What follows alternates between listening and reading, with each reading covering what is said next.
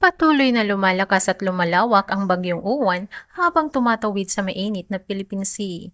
Taglay na nito ang 130 km/h na lakas ng hangin at 185 km/h na pagbugso. Kumikilos pa kanluran sa 25 km/h.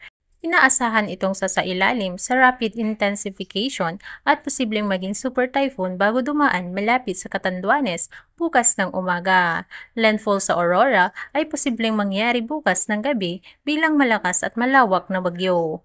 Magdamag nitong daraanan ang Northern at Central Luzon, kaya inaabisuhan ang mga residente sa mga lugar na may banta ng pagbaha at landslide na maagang lumikas at pinag-iingat din ang buong Luzon kasama ang Metro Manila at ilang bahagi ng Visayas. Wind signal number 2, Catanduanes, Northern Samar, Eastern Samar. Signal number 1 naman, karamihan ng Luzon, ilang bahagi ng Visayas at Mindanao. Posible pang tumaas ang wind signal habang papalapit sa kalupaan ang bagyo.